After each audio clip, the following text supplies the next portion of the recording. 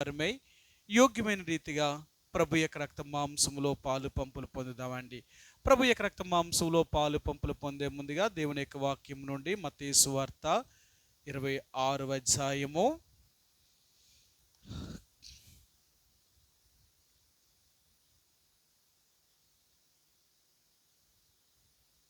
మత్తయి సువార్త 26వ అధ్యాయము 17వ వచనం నుంచి 24వ వచనం వరకు మార్చి చదువుదామండి. మత్తయి సువార్త 26వ అధ్యాయము 17వ వచనం నుంచి 24వ వచనం వరకు నేను ఒక వచనం చదువుతాను. మీ వచనాన్ని మీరు స్పష్టంగా చదవడానికి ప్రయత్నం చేయండి. ఆ రీతిగా ఉత్తర ప్రత్యుత్తర రీతిగా చదువుదామండి.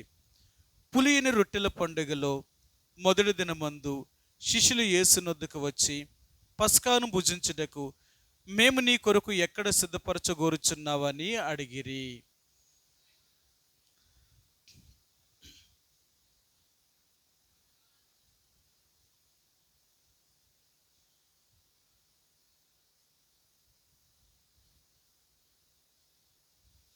యేసు తమకు ఆజ్ఞాపించిన ప్రకారము శిష్యులు చేసి పస్కాను సిద్ధపరిచిరి.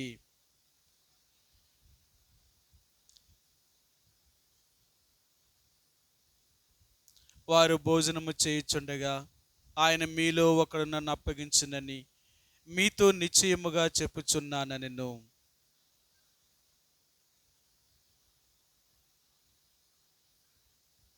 ఆయన నాతో కూడా పాత్రలో చేయి ముంచిన వాడెవడు, వాడే నన్ను అప్పగించువాడు.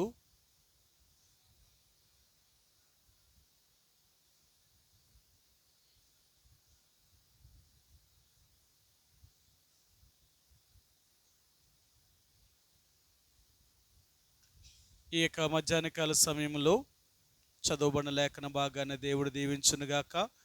ప్రభు యొక్క శరీరానికి ఆయన రక్తానికి సాదృశ్యంగా ఉన్న ఈ రొట్టి రసములో మనం పాలు పంపులు పొందే ముందుగా మనంగా పరిశీలన చేసుకొని పరీక్షించుకున్న వారమై యోగ్యమైన రీతిగా ప్రభు యొక్క రక్త మాంసములో పాలు పంపులు పొందవలసిన వారు ఉంటున్నామండి. ఈ యొక్క ప్రభు యొక్క రొట్టె, ఈ రసము అనగా ఆయన శరీరానికి ఆయన రక్తానికి సాదృశ్యంగా ఉంది. అయితే ఎందుకు ఇది ఇలాగ చేస్తున్నాము, ఎందుకు ఇలాగ చేయాలి, ఇది ఎప్పుడు దాకా చేయాలి, ఇది ఎందుకు చెయ్యాలి, ఇవి మనం తెలుసుకోవలసిన వారు ఉంటున్నాం. ఎందుకంటే ఇశ్రాయేల్ ప్రజల్ని ఐగుప్తు దేశంలో నుంచి వెలుపలకు తీసుకొచ్చేటప్పుడు దేవుడు ఈ పస్కా పండుగను ఆయన ఆచరించడం అనేది ఆయన ప్రారంభించాడు. ఆయన పస్కా పండుగ అంటే పులియని రొట్టెల పండుగ. పులియని రొట్టెల పండుగ అంటే ఇశ్రాయేల్ ప్రజలు తమ్మును తాము పవిత్రపరుచుకొని పరిశుద్ధపరచబడిన వారే ఆ పులియని రొట్టెల పండుగను వీరు ఆచరించవలసిన వారుగా ఉంటున్నారండి. ఇది ఇశ్రాయేల్ ప్రజల యొక్క దేవుడు వీళ్ళకి నేర్పించిన మొట్టమొదటిది. అంటే తమ్మును తాము పవిత్రపరుచుకొనుట. ఎందుకు అంటే ఈ యొక్క పవిత్రత అనేది లేకపోతే ఆ యొక్క పస్కా పండుగను ఆచరించలేని ఎడల ఆ సంహారకుడు ఐగుప్తు దేశం మీద సంచారం చేసినప్పుడు ఎవరి ఇంటి మీదైతే ఆ రక్తపు మరక కనబడదో వారి యొక్క ప్రథమ కుమారుడు, వారి జంతువుల్లోనే కానీ మనుషుల్లోనే కానీ వారు పెంచే ప్రతి దాంట్లో కూడా మొదటి సంతానం చనిపోతుంది. అందుకనే తప్పక ఇశ్రాయేలీలు ఈ పస్కా పండుగను వారు ఆచరించాలి. ఎలాగూ ఆచరించాలి అంటే తమ్మును తాము పవిత్రపరుచుకొని పరిశుద్ధపరుచుకున్న వారే ఈ పస్కా పశువును ఆచరించాలి. అలాగే ఈ పస్కా పండుగ బలిగా ఆనాడు గొర్రెలను మేకలను వారు వధించేవారు. ఈనాడు ఆ పస్కా బలి పశువుగా యేసుప్రభువారే మన కొరకు బలిగా అప్పగించబడ్డాడు. కాబట్టి ప్రతి ఆదివారమున మనం దేవుడి యొక్క సన్నిధికి సంఘముగా కూడి వచ్చినప్పుడు ఆ పస్కా బలి రూపకమైన ఆయన యొక్క శరీరానికి సాదృశ్య రొట్టెను, అతని రక్తానికి సాదృశ్య రసములు మనం పాలు పంపులు పొందేటప్పుడు మనము కూడా పులిసినది అంటే ఈ లోకములో చెడిపోయినది ఏది కూడా మనలో లేకున్నట్లుగా మనం జాగ్రత్తగా చూసుకోవాలి. సరే, మీకు ఈ మాట కూడా చూపిస్తాను. ఆయన ఏం చెప్పాడో చూపిస్తాను. కొరింథీయులకు రాసిన మొదటి పత్రిక 5వ అధ్యాయము. కొరింథీయులకు రాసిన మొదటి పత్రిక 5వ అధ్యాయము 6-7 వచనాలండి. 6-7 వచనాలు. కొరింథీయులకు రాసిన మొదటి పత్రిక 5వ అధ్యాయము 6-7 వచనాలండి. మీరు అతిశయపడటం మంచిది కాదు. పులిసిన పిండి కొంచెమైనను ముద్దంతయు పులియు చేయనని మీరు ఎరుగరా?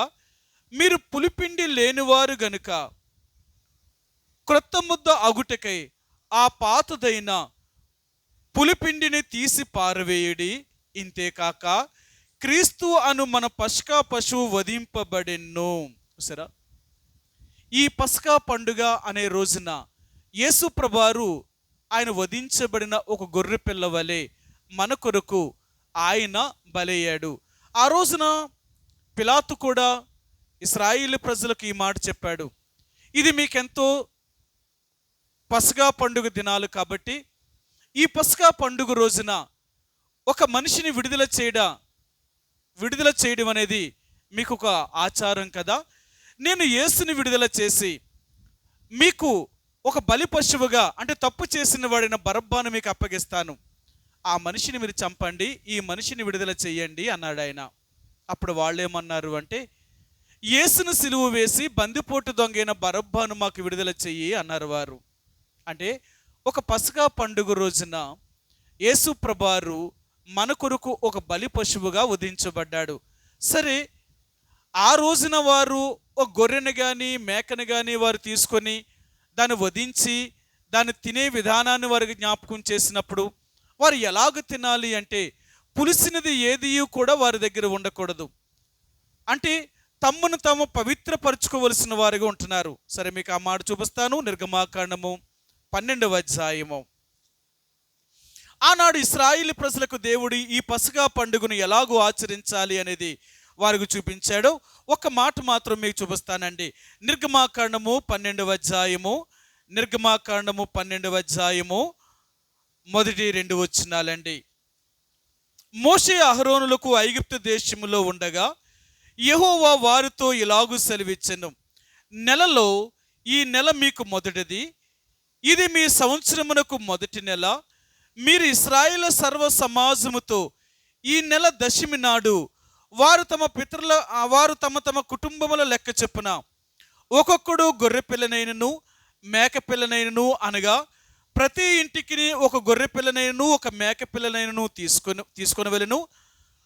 ఆ పిల్లను తినుటకు ఒక కుటుంబము చాలకపోయిన ఎడల వాడును వాని పొరుగువాడును తమ లెక్క చొప్పున దాన్ని తీసుకొనవలెను, తినవలెను, దాన్ని తీసుకొనవలెను.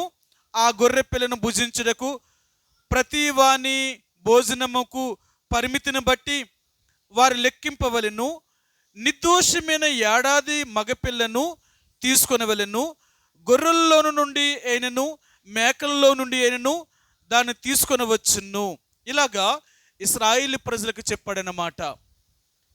కాబట్టి ఈ పస్కా పండుగను ఆచరించడం అనేది ఎందుకు దేవుడు ఇలాగ పెట్టాడు అంటే, ఆనాడు ఇశ్రాయేలు ప్రజలు ఐగుప్తు దేశములో నుంచి విడుదల పొందుట. సరే, ఇశ్రాయేలు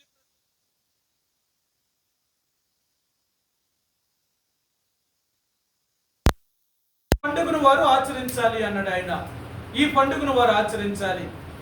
అలాగే వారు ఇశ్రాయేలు ప్రజలు అరణ్యములో పస్కాను ఆచరించారు. తర్వాత వారు కనాను దేశంలో ప్రవేశించిన తర్వాత కూడా ఇదే పండుగను ఆచరించారు.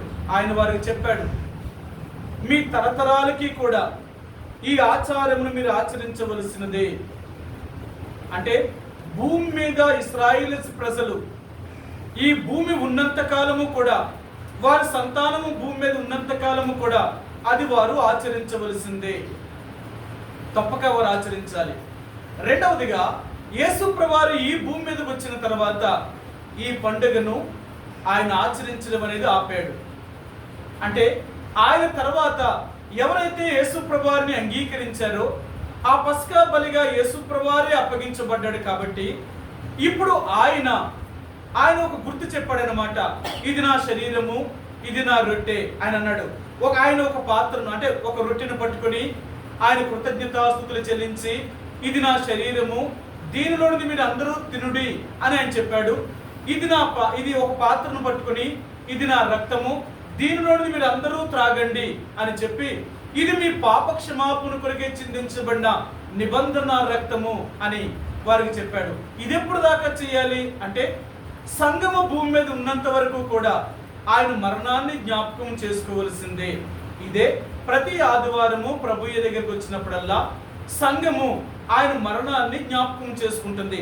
ఎలాగ జ్ఞాపకం చేసుకోవాలి? పవిత్రముగా నిర్దోషంగా ఏ పాపము లేకున్నట్లుగా మనల్ని మనం శుద్ధి చేసుకొని ఆ రొట్టెను ఆ రసాన్ని మనం తిని త్రాగవలసిన వారు ఉంటున్నాం. ఈ పస్కా పండుగను మనం ఆచరించే విధానము అలాంటిదన్నమాట. కాబట్టి ఇప్పుడు పస్కా బలిగా యేసు ప్రభువారు మన కొరకు అప్పగించబడ్డాడు. కాబట్టి ఆ రొట్టెను ఆ రసాన్ని తిని త్రాగేటప్పుడు మనల్ని మనంగా పవిత్రపరచుకోవలసిన వారు ఉంటున్నామండి. నిర్దోషంగా మనం ఉన్నామా? పవిత్రమైన జీవితాన్ని జీవిస్తున్నామా? ఒకవేళ అలాగూ లేకపోతే ఆ రొట్టెను ఆ రసాన్ని తాగడానికి కానీ తినడానికి కానీ ఎట్టి పరిస్థితుల్లో కూడా దాన్ని చేయడానికి ప్రయత్నం చేయొద్దు. ఎందుకంటే అది పవిత్రమైనది. ఎవరైనా అపవిత్రులు దాన్ని కానీ తీసుకుంటే అది వారి జీవితాన్ని నాశనం చేసేది. అందుకనే దేవుడు అంటున్నాడు, నా శరీరాన్ని నా రక్తాన్ని తిని త్రాగే ముందు నువ్వు మారకుండా మాత్రం తీసుకోకూడదు. నిన్ను నువ్వు పవిత్రపరచుకోవాలి, నిన్ను పరిశుద్ధపరచుకోవాలి. అలాగైతేనే ఆ పస్కా పండుగను ఆచరించాలి అనే విషయాన్ని యేసు ప్రభువారు ఆయన ఈ పత్రికల్లో ఆయన దాసుల ద్వారా ఆయన మనకు బోధిస్తూ వచ్చాడు ఆయన. కాబట్టి ఈరోజు యేసు ప్రభువారు మనకు జ్ఞాపకం చేయాలనుకునేది ఏంటంటే పస్కా పశువు. ఈ పస్కా పశువు ఆచరించవలసిన విధానం ఏంటంటే తమ్మును తాము పవిత్రపరచుకునుట, తమ్మును తాము పవిత్రపరచుకోవాలి. రెండవదిగా పులిసినది ఏది కూడా మన దగ్గర ఉండకూడదు. పులిసినది కొంచెమైనను ముద్దంతయు పులియు చేయుచుంది కనుక పులిసినది అనేది మనలో ఎట్టి పరిస్థితుల్లో ఉండకూడదు అన్నమాట. కాబట్టి ఈ రెండు విషయాల్ని దేవుడు మనతో మాట్లాడాలనుకుంటున్నాడు ఆయన. ఒకటి, ప్రభు యొక్క రక్త మాంసంలో మనం పాలు పంపులు పొందే ముందుగా మనల్ని మనంగా పవిత్రపరచుకోవలసిన వారిగా ఉంటున్నాం, పరిశుద్ధపరచుకోవలసిన వారిగా ఉంటున్నాం. ఒకవేళ పరిశుద్ధపరచుకోకుండా కానీ ఆ రక్త మాంసంలో పాలు పంపులు పొందితే దేవుని యొక్క ఉగ్రతకు మనం గురి కావలసిన వారము. ఎలాగ పవిత్రపరచుకుంటాం? ఒకప్పుడు దేవుని ఎరగక ముందు ఈ లోకములో మనం అనేక రకాలైన దేవతలను దేవుళ్ళని సేవించినప్పుడు ఆ దేవుడి దగ్గరికి వెళ్ళేటప్పుడు వారు ఏం చేస్తారు అంటే మొట్టమొదటిగా స్నానము చేసిన వారై ఉంటారు. అంటే శరీర సంబంధమైన శుద్ధి అనేది వీళ్ళకి ఎంతో చాలా ప్రాముఖ్యమైనదండి. ఎందుకంటే దేవుని దర్శనానికి వెళ్ళేటప్పుడు తప్పక వీరు స్నానము చేయవలసిన వారై ఉంటున్నారు. శుద్ధి చేసుకోవడం అనేది ఖచ్చితం అన్నమాట. వీళ్ళు ఎవరైనా శుద్ధి చేసుకోకుండా వాళ్ళ దేవుడి దర్శనానికే వెళ్ళరు. ఇది మొదటిది. అంటే శరీర సంబంధమైన శుద్ధిని వారు చేసుకోగలిగితే వారు కడగబడిన వారు, అంటే వారు పవిత్రంగా ఉన్నట్లు అని వారి యొక్క ఆచారము లేక వారి పద్ధతి. ఈరోజు దేవుడు అంటున్నాడు, శరీర సంబంధమైన స్నానము చేస్తే మీరు పవిత్రపరచబడరు, ఆత్మ సంబంధమైన స్నానము చేయాలి అంటున్నాడు. ఆత్మ సంబంధమైన స్నానం ఏంటి అంటే దేవుని యొక్క వాక్యమనే నీరు లేక యేసు ప్రభువారి యొక్క రక్తమనే ఆ రక్తము కిందకి మనం ప్రోక్షించబడిన వారమై రావాలన్నమాట. సరే, మీకు చూపిస్తాను. ఎబ్రీయులకు రాసిన పత్రిక 9వ అధ్యాయము, ఎబ్రీయులకు రాసిన పత్రిక 9వ అధ్యాయము 14వ వచనం. ఎబ్రీయులకు రాసిన పత్రిక 9వ అధ్యాయము 14వ వచనం. నిత్యుడగు ఆత్మ ద్వారా తన్ను తాను దేవునికి నిర్దోషంగా అర్పించుకున్న క్రీస్తు యొక్క రక్తము నిర్జీవ క్రియలను విడిచి జీవము గల దేవుణ్ణి సేవించుటకు మీ మనస్సాక్షిని ఎంతో ఎక్కువగా శుద్ధి చేయును. సరే, దేవుని యొక్క వాక్యమనే లేక దేవుని యొక్క రక్తము మన మనస్సాక్షిని ఎంతో ఎక్కువగా శుద్ధి చేయగలుగుతుందండి, శుద్ధి చేయగలుగుతుంది. అందుకనే మనం ప్రతి ఆదివారము బల్ల దగ్గరికి వచ్చినప్పుడు ఒకటి వాక్యము ద్వారా మనల్ని మనం ఒప్పించబడతాం, రెండు యేసు ప్రభువారి యొక్క రక్తము చేత మనం కడగబడతాం. ఈ రెండు పనులు జరగాలన్నమాట. అందుకనే ఇప్పుడు దేవుని యొక్క రక్తమేమో నిర్జీవ క్రియలను విడిచి జీవము గల దేవుణ్ణి సేవించుటకు మన మనస్సాక్షిని ఎక్కువగా శుద్ధి చేయగలుగుతుంది. దేవుని యొక్క వాక్యము మన మనస్సాక్షిని ఒప్పించగలుగుతుంది. ఎఫెసీయులకు రాసిన పత్రిక 5వ అధ్యాయము, ఎఫెసీయులకు రాసిన పత్రిక 5వ అధ్యాయములో ఇక్కడ అపోస్తలుడైన పౌలు ఈ విషయాన్ని ఆ దైవజనుడు ఇలాగూ జ్ఞాపకం చేశారు. సరే, మీరు చూపిస్తాను, ఈ మాటను కూడా చూపిస్తాను. ఎఫెసీయులకు రాసిన పత్రిక 5వ అధ్యాయము 25, 26, 27 3 వచనాలు కలిసి ఉన్నాయండి. ఆయన అంటున్నాడు, చూడండి, పురుషులారా మీరును మీ భార్యలను ప్రేమించుడి, అటువలే క్రీస్తు కూడా సంఘమును ప్రేమించి అది కలంకమైనను ముడతయైనను అట్టిది మరి ఏదైనను లేక పరిశుద్ధమైనదిగాను నిర్దోషమైనదిగాను మహిమగల సంగముగాను ఆయన తన ఎదుట దానిని నిలువబెట్టుకొనవలనని వాక్యముతో ఉదక స్నానము చేత దాన్ని పవిత్రపరిచి పరిశుద్ధపరచుడికై దాని కొరకు తన్ను తాను అప్పగించుకొనెను. సరే, కాబట్టి దేవుని యొక్క ప్రజలుగా నీవు నేను కూడా దేవుని వాక్యమనే ఉదక స్నానము చేత కడగబడవలసిన వారము. దేవుడి దగ్గరికి వచ్చినప్పుడల్లా దేవుని వాక్యము మనతో మాట్లాడుతుందండి. దేవుని వాక్యము మనను శుద్ధి చేయగలుగుతుంది. దేవుని వాక్యము ద్వారానే మనం ఒప్పించబడతాము. ఇంకెవరు చెప్పినా మనం వినవండి. కాబట్టి దేవుడి దగ్గరకు వచ్చాం కాబట్టి దేవుని వాక్యము ద్వారా మనం ఒప్పించబడుతున్నామా? ఏంటి ఒప్పించబడ్డం? ఎలాగ మనం ఒప్పించబడుతున్నాం? ఆయన అంటున్నాడు, నా రక్త మాంసములో పాలు పంపులు పొందే ముందు నువ్వు పవిత్రంగా ఉన్నావా? ఎందుకంటే నిర్దోషమైన వారు మాత్రమే, అంటే కలంకము లేని వారు మాత్రమే, తమ్మును తాము శుద్ధి చేసుకున్న వారు మాత్రమే, పవిత్రముగా ఉన్నవారు మాత్రమే నా రక్త మాంసములో పాలు పంపులు పొందాలి. అపవిత్రమైన చేతులతో ఆ బల్లను తాకడానికి మనకి ఎటువంటి అర్హత కూడా లేదు. మీకు ఎన్నోసార్లు చూపించాను, దేవుడు బల్లలో మనం పాలు పంపులు పొందిన తర్వాత మరలా అపవిత్రమైన వాటిల్లో పాలు పంపులు పొందకూడదు.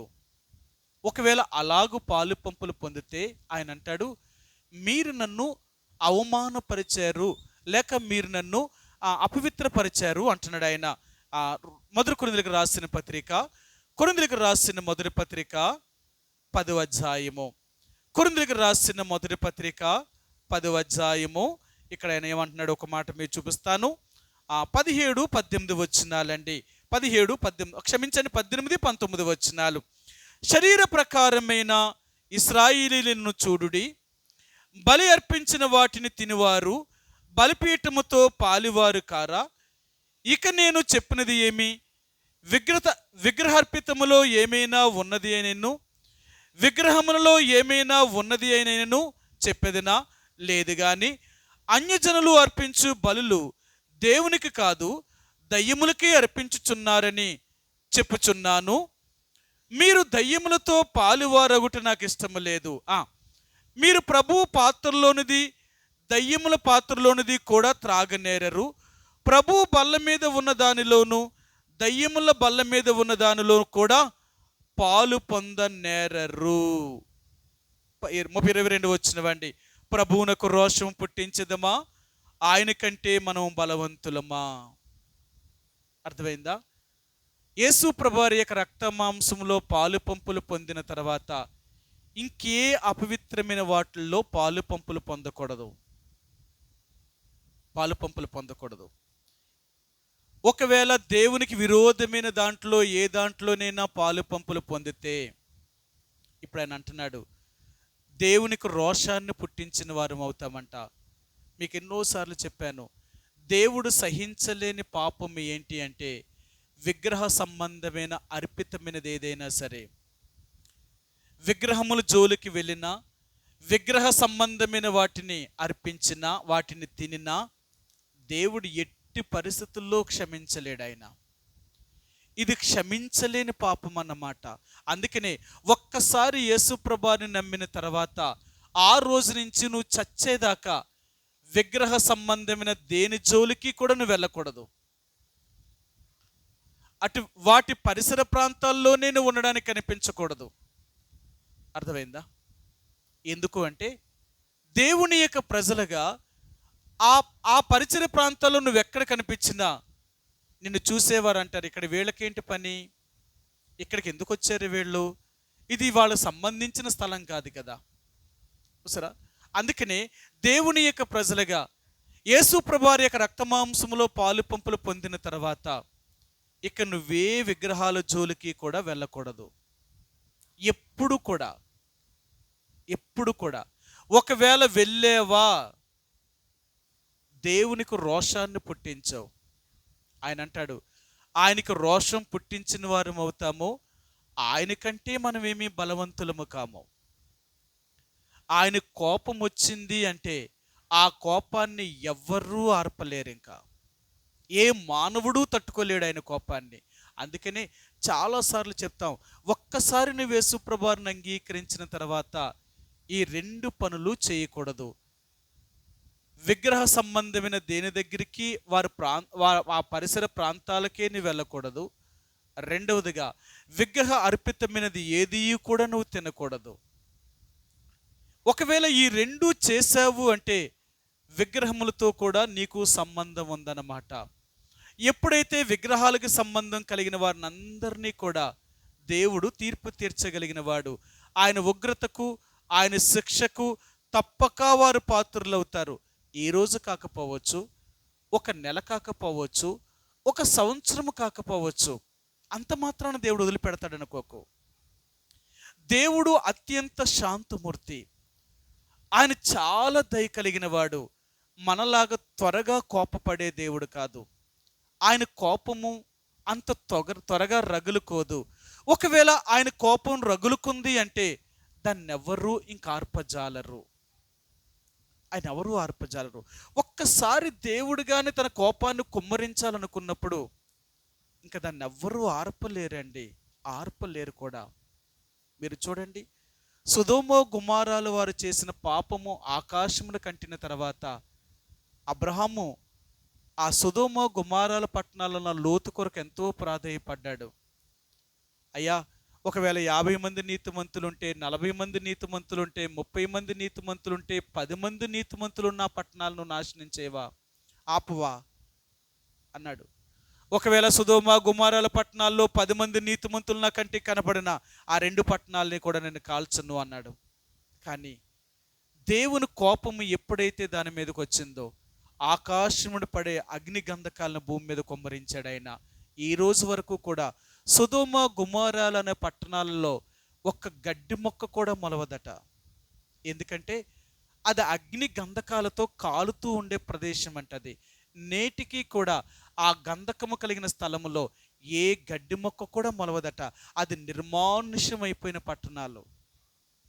ఎందుకు చెప్తానంటే దేవుడు కోపముగానే మండిందా, ఆ మండిన దేశమైనా, ఆ మండిన మనిషి అయినా ఇక భూమి మీద కనపడరు, భూమి మీద కనపడరు. దేవుని కోపముగాను వచ్చింది అంటే దాన్ని ఎవ్వరూ ఆర్పజాలరు, ఇంకా ఎవరు ఆర్పజాలరు. రెండవది మీకు చెప్తాను, బబులోను దేశమైన నెబుకద్నెజరు పరిపాలన చేసిన 127 దేశాలకు మహాచక్రవర్తి బబులోను మహాపట్నాన్ని దేవుడు ఆ నెబుకద్నెజరు రాజు కట్టించాడు. ఎంతో గొప్ప పట్టణం అన్నమాట. ఆనాడు కూష దేశం మొదలుకొని హిందువు దేశం వరకు పరిపాలన చేశాడు ఆ రాజు. అలాంటి రాజు ఒక బబులోను మహాపట్టణాన్ని, ఒక విశాలమైన పట్టణాన్ని కట్టించాడనమాట. ఆ పట్టణము ఎంత అతిశయించిందో తెలుసా? భూమి మీద అలాంటి పట్టణమే లేదన్నమాట. అలాంటి పట్టణమే లేదు. అంత గొప్ప పట్టణమైన బబులోను పట్టణము ఎప్పుడైతే అతిశయించి గర్వించిందో దేవుడు ఆ పట్టణంతో చెప్పాడు, మహా విశాలమైన బబులోను పట్టణమా, తూరు పట్టణమా, ఇదే నీకు చెప్తున్నాను నేను, భూమి మీదే ఈ పట్టణము ఇంకా కనబడదు అన్నాడంతే ఆయన. ఇప్పటికీ మీరు ప్రపంచ పట్టణంలో బబులోను అనే పేరు, ఆ తూరు పట్టణం అనే పేరు ప్రపంచములోనే లేదన్నమాట. అదేమైంది అంటే దేవుడు సముద్రములో ముంచేశాడట ఆ పట్టణాన్ని తీసుకుని వెళ్ళి. సముద్రంలో ముంచేశాడు. ఆ పట్టణం ఇప్పుడు ఎక్కడుంది అంటే సముద్రం యొక్క అడుగు భాగంలో ఉంది ఆ పట్టణము. కారణం ఏంటి అంటే దేవునికి అంత కోపాన్ని రేపడం వల్ల ఆ పట్టణము సర్వనాశనం అయిపోయిందన్నమాట. ఇంకా ఆ పట్టణం అనేది సముద్రంలో మునిగిపోయింది. అదే దేవుడు అంటున్నాడు, నాకు కోపము రేపేరా, అది పట్టణమైనా అది మనుషులైనా సరే ఇక భూమి మీద ఉండజాలరు. దేవుడికి ఎప్పుడు కోపం వస్తుందో తెలుసా? ఈ రెండు పనులు చేసినప్పుడు. ఒకటి, దేవునికి వ్యతిరేకముగా విగ్రహాన్ని పూజించినప్పుడు. రెండవది, విగ్రహ అర్పితమైనది ఏదైనా మనం తినినప్పుడు ఆయనకు కోపం రేపుతామంట. ఆయన కోపము రేగేందంటే దాన్ని ఎవ్వరూ ఇంకా ఆర్పలేరు. దాని ఫలితాన్ని అనుభవించవలసిందే. కాబట్టి దేవుని బిడ్డలుగా దేవుడు కోపము రేపొద్దు. అందుకన్నాడు, ఆయనకు రోషం పుట్టించదమా, ఆయన కంటే మనం బలవంతులమా. మరి ఎందుకు అలా చేస్తున్నావు? దేవుని యొక్క బలలో పాలు పంపులు పొందుతూ మరలా లోక సంబంధమైన వాటిలో నువ్వు ఎలా పాలు పంపులు పొందుతున్నావు? నువ్వు రక్షించబడిన వ్యక్తివి కదా, నువ్వు మారు మనసు యొక్క అనుభవంలోకి వచ్చావు కదా, మరి ఎలాగ మరలా లోకంతో నువ్వు పాలు పంపులు పొందుతున్నావు? నీకెక్కడిది ధైర్యం? నీకెవరిచ్చారు ఈ బలం? నన్నెవరేమంటారు, నన్నెవరేం చేయగలుగుతారు, నా ఇష్టం అనా? ఒకవేళ జాగ్రత్త, అది నీ ఇష్టము, నిన్నెవ్వరూ ఈ భూమి మీద అనలేరు నువ్వు అనుకుంటున్నావా? అయితే ఈ భూమి మీద నీకు శిక్ష విధించేవారు ఒక ఆయన ఉన్నాడు, ఆయనే దేవుడు. మర్చిపోకు. ఎందుకో తెలుసా? దేవుడు ప్రతిదానిని విమర్శిస్తాడట, ప్రతిదానికి తీర్పు తీరుస్తాడట, ప్రతిదానికి శిక్ష విధిస్తాడట. అందుకని అంటాడు, భూమి మీద మనం ఏమైతే చేస్తున్నామో అన్నిటినీ దేవుడు చూస్తున్నాడు, అన్నిటినీ విమర్శిస్తాడట. అంటే ఒకరోజు వాటిని ప్రశ్నిస్తాడు దేవుడు. ఆ రోజు ఆయన చేతుల్లో నుంచి నిన్నెవ్వరూ విడిపించలేరు. కాబట్టి ప్రభు యొక్క రక్తమాంసంలో పాలు పంపులు పొందే ముందుగా మనం పరీక్షించుకోవలసిన వారు ఉంటున్నాం. నేను రక్షించబడ్డాను, నేను దేవుని బిడ్డ, నేను చెప్తున్నాను కదా, నేను ఎంతవరకు దేవుళ్ళో నిజంగా జీవించగలుగుతున్నాను? ఆయన రక్తమాంసములో పాలు పంపులు పొందుతున్న నేను, నన్ను నేనుగా ఆత్మీయముగా నేను దయ్యాలతో కానీ విగ్రహములతో కానీ విగ్రహ అర్పితములతో కానీ ఎటువంటి సంబంధం లేకుండానే ఉండగలుగుతున్నానా? జాగ్రత్త. అలాగుగానే చేసేమ్మా మనం దేవుని యొక్క కోపాన్ని రేపిన వారం అవుతాం. అందుకని అంటున్నాడు, దయ్యముల బల్ల మీద ఉన్న దానిలోను దేవుని బల్ల మీద ఉన్న దానిలోను ఎలాగు నువ్వు పాలు పంపులు పొందుతావు? ఎలాగు నువ్వు చేయి వేస్తావు? అలాగని చేయి వేసేమ్మా దేవుని యొక్క ఉగ్రతను మనం చూడవలసిందే. తప్పక అనుభవిస్తామండి. ఎందుకంటే దేవుని నమ్మిన తర్వాత దేవునికి వ్యతిరేకముగా చేసే ప్రతిదానికి కూడా మనం శిక్ష అనుభవించవలసిందే, అనుభవిస్తాము కూడా. ఎందుకంటే దేవుని ప్రజలు దేవుని మాట వినలేనప్పుడు ఖచ్చితంగా దాని ఫలితాన్ని మనం అనుభవించాలి. ఈరోజు దేవుడు అంటున్నాడు, నా రక్తమాంసంలో పాలు పంపులు పొందుతున్నావు కదా, మరి నువ్వు ఈ రెండిటి నుంచి విడుదల పొందుతున్నావా? నిన్ను కాపాడుకోగలుగుతున్నావా? ఈ లోకములో తప్పు చేయకుండా దేవునికి వ్యతిరేకంగా జీవించుకున్నట్లుగా మనల్ని మనం కాపాడుకోవలసిన వారమండి. చాలా జాగ్రత్త. ఈ రోజుల్లో మనం ఎలాంటి పరిస్థితుల్లో ఉన్నామో తెలుసా? మనల్ని మనం కాపాడుకోవడమే కష్టము. అందుకనే బైబిల్ గ్రంథంలో యేసు ప్రభువు ఒక మాట అంటాడు, నేను భూమి మీదకి వచ్చినప్పుడు భూమి మీద విశ్వాసమును కనుగొంటానా?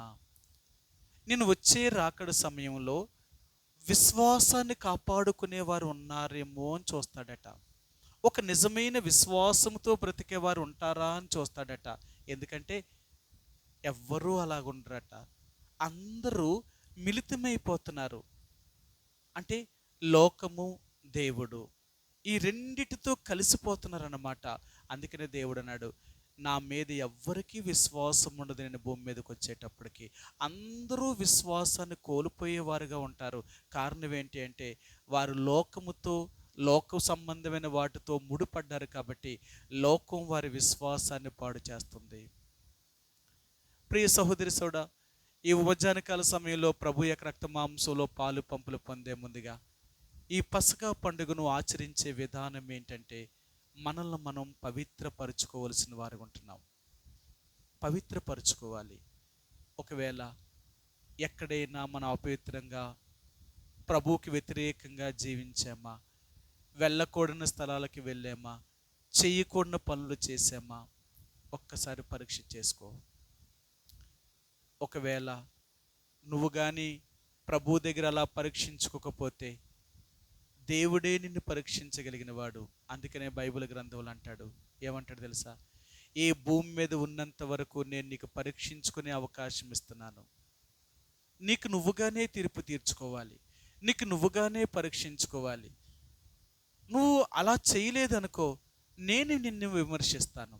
ఒకరోజు రాబోతుంది, అప్పుడు నేను నీకు తీర్పు తీరుస్తాను. అర్థమైందా? నేను తీర్చే తీర్పు ఎలాగుంటుందో తెలుసా? చాలా కఠినమైనది. అది నేను తీర్చే తీర్పు చాలా కఠినమైనది. అందుకనే దేవుడు మనల్ని విమర్శ చేయకముందే, దేవుడు మనకు తీర్పు తీర్చకముందే మనల్ని మనమే తీర్పు తీర్చుకుందాం. అవును తండ్రి, నేను వెళ్ళకూడని స్థలాలకి వెళ్ళాను, చేయకూడని వాటిని చేశాను. అంతేకాదు, ఏదైతే మరి అపవిత్రమైన వాటితో పాలు పంపులు పొందొద్దు అన్నావో అలాంటి వాటిల్లో నేను పాలు పంపులు పొందాను. నన్ను క్షమించు, నన్ను క్షమించు. రెండవదిగా, మన జీవితంలో పులిసినది అనేది ఏది కూడా ఉండకూడదు. పులుపు కొంచెమైనను ముద్దంతయు కూడా పులుపు చేయగలుగుతుందన్నమాట. రెండవది, యేసుప్రభువారు ఏం చెప్తున్నారంటే, పులిసినది, పాడైపోయినది, చెడిపోయినది అనేది మన హృదయంలో ఏది ఉండకూడదు. ఆ చెడు కొంచెమైనను మన జీవితాన్నే పాడు చేసేది, మన జీవితాన్నే పాడు చేసేది. అందుకని అంటారు, కొంచెమే కదా పాపము అంటాడు. బైబిల్ గ్రంథంలో, సామెతల గ్రంథంలో అంటాడు, త్రాసుల్లో కొంచెం బుద్ధిహీనత ఉన్నంట ఆ త్రాసు తేలిపోతుందట. అంటే మానవుడు చేసిన బుద్ధిహీనమైన పనులు అది ఒకటైనా చాలట. అంటే ఎలాగంటే, నీతిమంతుడు 99 మంచి పనులు చేసి ఒక్క తప్పు చేస్తానంట, వాడు ఏమైపోతున్నాడంటే వాడు పాపము చేసిన వాడు లెక్కలోనికి వెళ్ళిపోతున్నాడట. 99 మంచి పనులు చేసి ఒక్క తప్పు చేస్తే ఆ 99 మంచి పనుల చేత దేవుడు ఈ తప్పును కొట్టేయాలి. పోలే 99 మంచి చేశాడు కదా, ఈ ఒక్క తప్పే కదా అని దేవుడు కొట్టేస్తే సరిపోతుంది. ఎందుకంటే మంచి ఎక్కువ ఉన్నాయి కదా చెడు కంటే. కానీ దేవుడు అంటాడట, లేదు లేదు, నువ్వు 99 మంచి పనులు చేసి చివరికి ఒక తప్పు చేసిన తప్పును తప్పే పట్టుకుంటాడట, తప్పును తప్పే పట్టుకుంటాడట. ఒకవేళ నువ్వు 99 చెడ్డ పనులు చేసి ఒక్క మంచి పని చేస్తే ఆ మంచి పనే చూస్తాడట దేవుడు, ఆ మంచి పని చూస్తాడట. నీ 99 చెడ్డీ చేసావు కదా, ఈ ఒక్కటే కదా మంచిది చేసావు, మరి ఒక్కదాన్ని బట్టి దేవుడు నిన్ను శిక్షించాలి కదా అంటే నిజమే, ఆ 99 వాటిని బట్టి నువ్వు నీతిమంతుడివని తీర్పు ఏం తీర్చడు. కానీ నువ్వు చేసిన దాన్ని బట్టి మాత్రం, ఆ ఒక్కదాన్ని బట్టి మాత్రం నీకు మేలు చేస్తాడు. అంతే దేవుడు. ఆయన తీర్పులు కానీ, ఆయన విధించే ఆయన న్యాయములు కానీ ఈ భూమి మీద ఏ మానవుడికి అర్థం కావు. అందుకని అంటాడు, నా తీర్పులు, నా న్యాయములు అవి సత్యమైనవి అంటాడు ఆయన. ఆయన తీర్పు తీర్చినట్లుగా భూమి మీద ఇంకెవ్వరూ అలాగ తీర్పు తీర్చలేరు. కాబట్టి ఏ రోజు దేవుడు అనేది ఏంటంటే, మనలో పులిసినది అనేది ఏది ఉండకూడదు. అంటే పులుపు కొంచెమైనను ముద్దంతయు పులుపు చేయగలుగుతుందండి. చిన్న పాపమే కదా అనుకోవచ్చు. మన జీవితంలో ఈ చిన్న పాపానికైనా, లేకపోతే ఈ చిన్న తప్పుకైనా, ఇలా చేస్తేనా నేను దేవుడి దగ్గరికి వెళ్ళలేనా అని అంటాడు. చిన్న తప్పైనా చాలు మనం దేవుడి దగ్గరికి వెళ్ళకుండా ఉండడానికి. ఆ చిన్న పాపమైనా చాలు. అందుకని అంటాడు, మనం ఏదో పెద్ద పాపాలే చేయక్కర్లేదు. పాపం అంటే చిన్నదైనా దేవుని దృష్టిలో పాపమే. అందుకనే దేవుని బిడ్డలుగా మనలో ఈ చిన్న తప్పు కూడా చేయకుండా ఉండడానికి మనం ప్రతిరోజు జాగ్రత్త పడుతూ ఉంటాం అన్నమాట.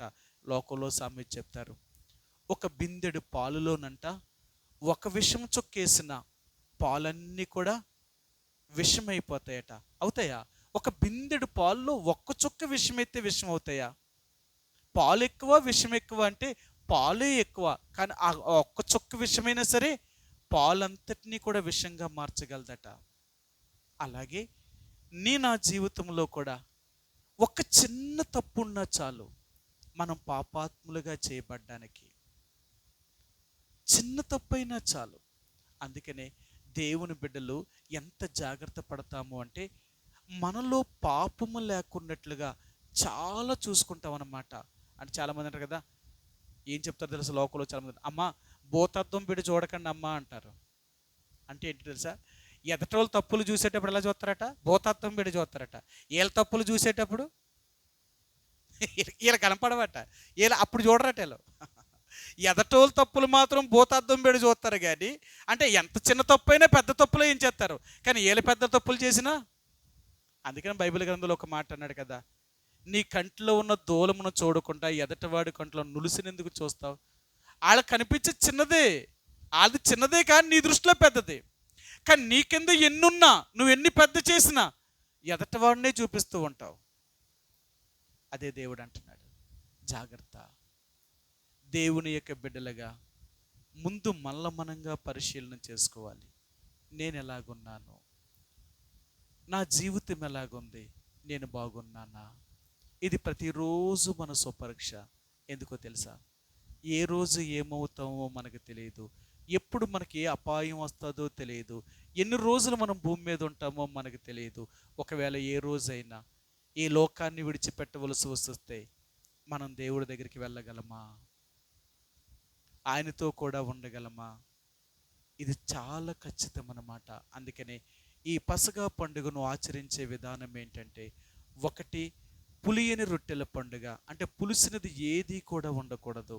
రెండవది ఆచరించే విధానం ఎలాంటిదంటే, పవిత్రపరచబడిన వారై తమ్మును తాము పరిశుద్ధపరుచుకొని ఆ రక్త మాంసంలో పాలు పంపులు పొందాలి. అందుకనే యేసుప్రభువారు తన 12 మంది శిష్యులకు ఈ పస్కాను భుజించే రోజునన్నాడు, మిమ్మల్ని మీరు పరీక్షించుకొనండి, మీలో ఒకడు నన్ను అప్పగించబోతున్నాడు. ఈ పాత్రతో ఎవడైతే, నాతో కూడా పాత్రలో ఎవడైతే చేయి వేస్తాడో వాడే నన్ను అప్పగించేవాడు. కాబట్టి ప్రభు యొక్క రక్త మాంసంలో పాలు పంపులు పొందే ముందుగా మనల్ని మనం సరి చేసుకుందాం. ఒకటి, విగ్రహములతో ఏమైనా సంబంధం ఉన్నా, విగ్రహార్పితమైన వాటితో మనం ఏమైనా తినినా మనం దేవునికి రోషం పుట్టించిన వారం అవుతాం. రెండవదిగా, మనలో పులిసినది ఏది కూడా ఉండకూడదు. అంటే పాపము లేకున్నట్లుగా మనం శుద్ధీకరణ చేసుకోవాలి. చిన్నదైన పాపమే, పెద్దదైన పాపమే. ఇంకా మనం ఏ రకాలైన బలహీనతల్లో ఉన్నామో, ఏ రకాలైన పాపములో ఉన్నామో వాటన్నిటినీ మనం ఒప్పుకొని విడిచిపెట్టవలసిన వారు ఉంటున్నాం. అర్థమైందా? దేవుని బిడ్డలుగా ఇవి విడిచిపెట్టకపోతే అది ఏం చేస్తుందంటే, ఆ చిన్న పాపమే మన జీవితాన్నే నాశనం చేయగలుగుతుంది. మీ అందరికీ తెలుసు, కయ్యీను ఏబేలు వీళ్ళిద్దరి గురించి చూసినప్పుడల్లా కయ్యీనికి చాలా కోపం ఎక్కువ. కయ్యీనికి చాలా కోపం ఎక్కువ. అంతే, కయ్యీనికి ఉన్న లక్షణం ఏంటంటే కోపం. ఆ కోపమే తన్ని ఎంత నష్టములోనికి తీసుకుపోయింది అంటే శాపగ్రస్తుడిగా మార్చేసింది.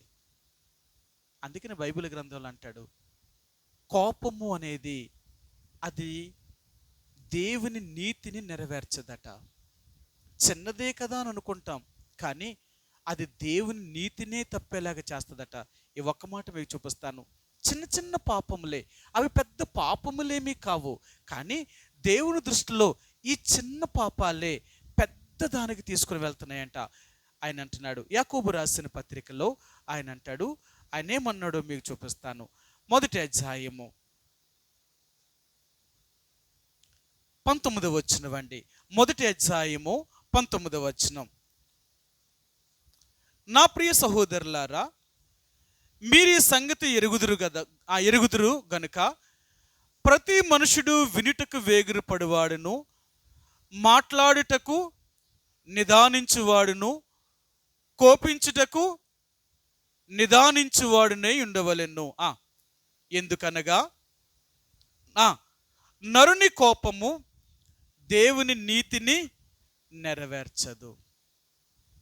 చాలాసార్లు అంటాం కోపం ఉంటే చిన్న కోపమే. కోపము అది చిన్నదైనా అది ఎంత భయంకరమైన పాపంలో తీసుకెళ్తుందో తెలుసా? ఈ కోపము వల్ల కయ్యను తన తమ్ముడినే ద్వేషించాడు, తన తమ్ముడి మీదే పగబట్టాడు, తన తమ్ముడినే చంపేశాడు. ఈ కోపము ఎంత దూరం తీసుకెళ్తుందో చూడండి. కోపం ఏం చేస్తుందో తెలుసా? ముందు పగను పెంచుతుందట. అవునా? కోపం మనిషిని ఏం తీసుకొస్తుందో తెలుసా? పగను పెంచుతుందట. పగ ఏం చేస్తుందట? పగ ఏం చేస్తుంది? ఒక వ్యక్తిని పగబట్టాం అనుకో, ఏం చేస్తాం? చంపేస్తాం. అర్థమైందా? అందుకన్నాడు కోపము ఎంత భయంకరమైనది తెలుసా? మనకు తెలియకుండగానే మనలో ఉన్న కోపం ఏమవుతుందంటే ఒక మనిషిని, ఒక వ్యక్తిని పగబట్టేలాగా అయిపోతాం అన్నమాట.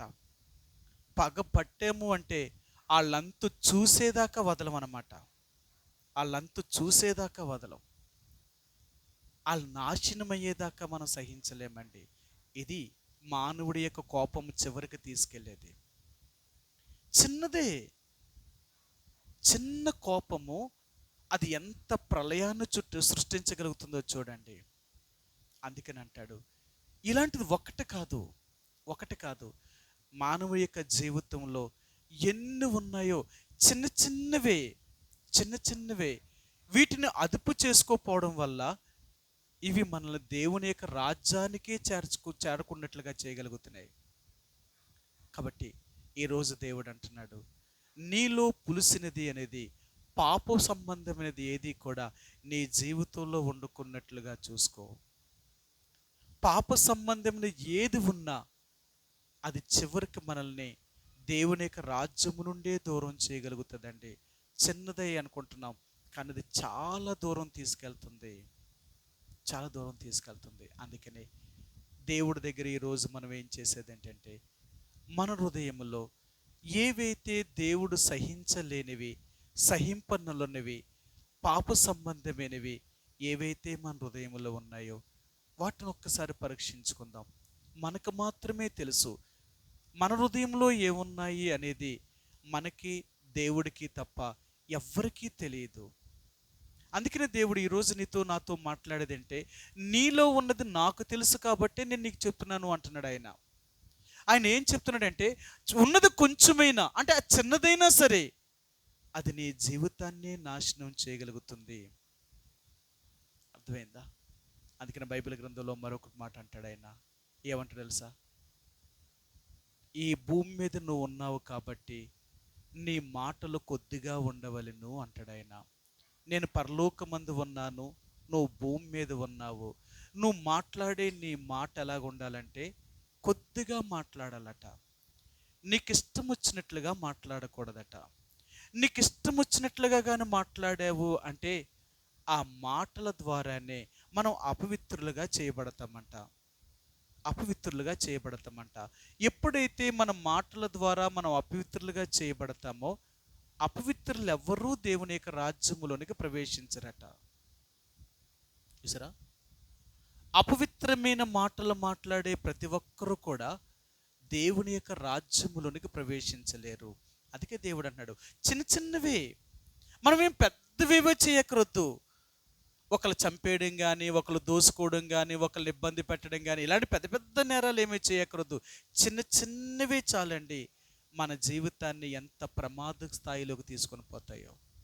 అందుకని ఈరోజు అంటున్నాడు, నీ దృష్టిలో చిన్నవి, నా దృష్టిలో పెద్దవి. అవి చిన్నవైనా చాలా భయంకరమైన కార్యములు చేసేవి. ఎందుకో తెలుసా? నీ జీవితాన్నే నాశనం చేస్తాయి అన్నాడు.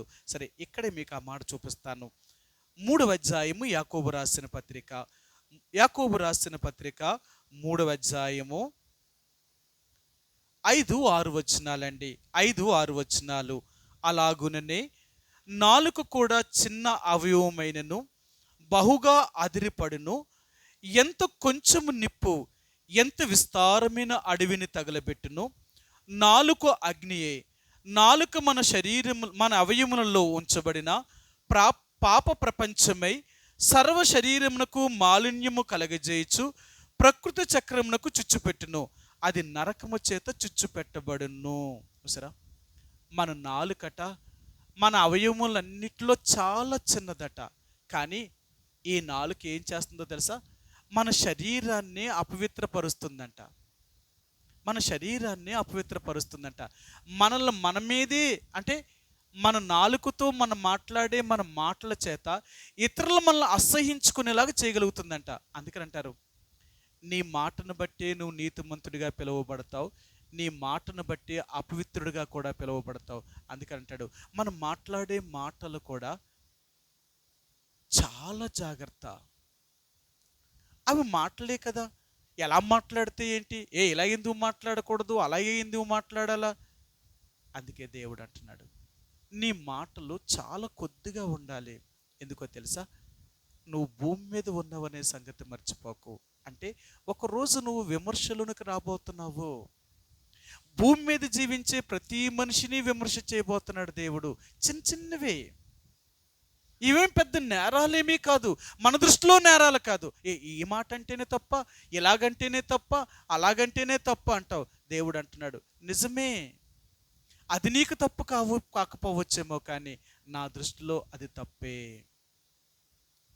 మీ అందరికీ తెలుసు కదా, మోషేకు విసికి ఇశ్రాయేలు ప్రజలను ఏమన్నాడు? ద్రోహులారా అన్నాడు. ఆయన ఎంత ఏడిపించారు వీళ్ళు, అవునా?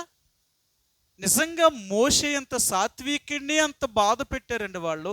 ఆయన బాధ తట్టుకోలేక ఒక మాట అన్నాడంతే, ద్రోహులారా అన్నాడంతే.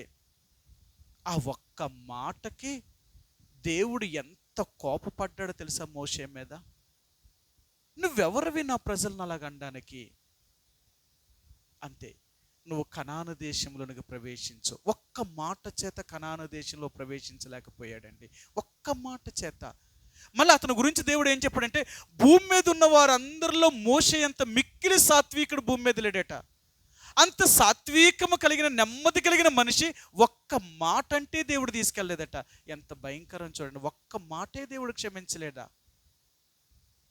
అదే దేవుడు అంటున్నాడు, ఆ ఒక్క మాట దేవుణ్ణి ఎంత బాధ పెట్టిందో తెలుసా? ఆ మాట మోషేకి ఆ మాటకు అర్థం తెలియలేదు, కానీ దేవుడికి దాని అర్థం, పాపం ఈయనకు అర్థం తెలియక మాట్లాడాడు.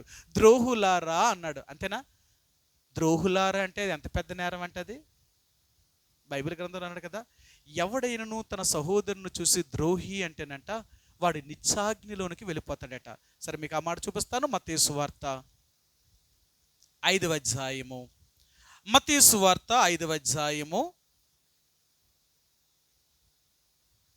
22వ వచనం అండి. 22వ వచనం, 5:22 వచనమండి. నేను మీతో చెప్పినది ఏమనగా, తన సహోదరుని మీద కోపపడు ప్రతివాడు విమర్శకు లోనగును, తన సహోదరుని చూసి వ్యర్థుడా అని చెప్పువాడు మహాసభకు లోనగును, ద్రోహి అని చెప్పువాడు నరకాగ్నికి లోనగును. బా, ఈ 3 మాటలు ఎలా చెప్తున్నాడో చూడండి. ఏటట? తన సహోదరుని మీద కోపపడు ప్రతివాడు విమర్శకు లోనవుతాడట. రెండవది, వ్యర్థుడా అని చెప్పువాడు మహాసభకు లోనవుతాడట. ద్రోహి అని చెప్పువాడు నిత్యాగ్నికి లోనవుతాడట. మాటే. అందుకని అంటారు, మన మాట, అందుకన్నాడు, దేవుని యొక్క బిడ్డలుగా ఎప్పుడైతే రక్షించబడ్డామో ఆనాటి నుండి మన నోట్లో నుంచి పరిశుద్ధమైన మాటలు రావాలి తప్ప అపవిత్రమైన మాటలు మన నోట్లో నుంచి రాకూడదు. మనం దేవుని బిడ్డలం. మన మాట కూడా చాలా జాగ్రత్తగా చూసుకోవాలి. ఎందుకంటారు దేవుని బిడ్డలు మాట్లాడేటప్పుడు చాలా జాగ్రత్తగా మాట్లాడతారు, ఆచి తూచి మాట్లాడాలట. ఇది లోకంలో చెప్తారు, ఒక మాట మాట్లాడుతున్న ముందే 10 సార్లు ఆలోచించాలట. ఆ మాట ఆడితే దానికి ఎలాగ తీసుకుంటారు అవతలోళ్ళని. ఒక మాట మాట్లాడితే 10 సార్లు ఆలోచించాలి అంటే మరి దేవుని బిడ్డలుగా ఇంకెంత జాగ్రత్తగా మాట్లాడాలి మనం. అందుకనే ఎప్పుడు కూడా మనం మాట్లాడేటప్పుడు మన మాటలతో ఎదుటి వ్యక్తిని బాధపరిచేలాగా మాట్లాడకూడదు, ఎదుటి వ్యక్తిని నొప్పించేలాగా మాట్లాడకూడదు. మన మాటలు ఇతరులకు ఆదరణ కలిగించాలి, మన మాటలు ఇతరులకు పురుకొలుపును కలిగించాలి. మన మాట వినేవారు వారు సంతోషాన్ని అనుభవించాలి తప్ప మన మాటల వల్ల ఎవరూ గాయపరచబడకూడదు, ఎవరిని దుఃఖ పెట్టకూడదు. దేవుని బిడ్డలు చాలా జాగ్రత్త. మన వల్ల ఎవరైనా దుఃఖపడినా ఎవరైనా బాధపడినా దాని ఫలితం తప్పక మనం అనుభవిస్తాం. అందుకని అంటాడు మన నాలుకను మన అదుపులో పెట్టుకోవాలట. మన మాట మాట్లాడేటప్పుడు కూడా చాలా జాగ్రత్తగా మాట్లాడాలి. అది ఒక చిన్న మాటలే కావచ్చు, కానీ అది దేవునికి నొప్పించే మాటలు అన్నమాట. కాబట్టి దేవుని యొక్క బిడ్డలుగా చిన్న చిన్నవే, మనమే పెద్ద తప్పులేమీ చేయలేదు, చిన్న తప్పులే మన మీద ఎంత నేరస్థాపన మోపుతున్నాయో, ఎంత నేరస్థాపన మోపుతున్నాయో. ఇక నేను చూపించుకుంటూ వెళ్తే బైబిల్లో చాలా విషయాలు ఉన్నాయి, ఒకటి కాదు. ఈ చిన్న చిన్నవే, చిన్న చిన్నవే. ఎందుకంటే ఈ చిన్నవే కదా, పర్లేదులే, మనుషులం కదా, ఇంకేం చేస్తాం, భూమి మీద ఉంటున్నాం కదా. జాగ్రత్త, మనం రక్షించబడిన వారము, మనం దేవుని పిల్లలము. ఈ సంగతి మర్చిపోకు. మనం అందరిలాంటి వారము కాదు. అందుకని అంటాడు మనం ప్రతిదాన్ని కూడా చాలా వివేచన జ్ఞానం ఉండాలి. నేను చేసే పని కానీ, నేను మాట్లాడే మాట కానీ, నేను వినే వినికిడి కానీ ఏదైనా సరే మంచే వినాలి, మంచే మాట్లాడాలి, మంచే చూడాలి, మంచే చెయ్యాలి, మంచిగా నడవాలి, అంత మంచే. ఏది దేవుడికి అయిష్టమైనది చేసినా మనం దేవుని యొక్క రాజ్యంలోనికి ప్రవేశించగా. కాబట్టి ఈ పసగా పండుగను ఆచరించేటప్పుడుగా, అంటే ఆ పులియని రొట్టెల పండుగ ఆచరించేటప్పుడు, లేక ఆ బల్లను మనం సమీపించేటప్పుడు మనల్ని మనంగా పవిత్రం చేసుకోవలసిన వారు. పులిసినది ఏది కూడా మన హృదయంలో ఉండకూడదు, అపవిత్రమైనది ఏది కూడా మన హృదయంలో ఉండకూడదు, పాప సంబంధమైనది ఏది మన హృదయంలో ఉండకూడదు. అది చిన్నదైనా పెద్దదైనా ఈరోజు ప్రభువుని అడుగుదాం, ప్రభా కనికరించు. అనేక సార్లు చిన్న చిన్న పాపములే చేసి ఎన్నోసార్లు నీ రాజ్యాన్ని పోగొట్టుకునే పరిస్థితులు కొండ వెళ్ళిపోతానేమో. ప్రభా, ఏ చిన్నదానికి కూడా నేను లోనవ్వకున్నట్లుగా నా మాట కానీ, నా క్రియలు కానీ, నా నడక కానీ, నా వినికిడి కానీ, నా చూపు కానీ దేని ద్వారా నేను పాడవకున్నట్లుగా నన్ను కాపాడని ప్రభు దగ్గర మనగా పరిశీలన చేసుకొని ప్రభు యొక్క రక్త మాంసంలో పాలు పంపులు పొందుదామండి. కొద్ది క్షణాలు మోకరించి కండ్లు మూసుకొని ప్రభు యొక్క రక్త మాంసంలో పాలు పంపులు పొందుదాం.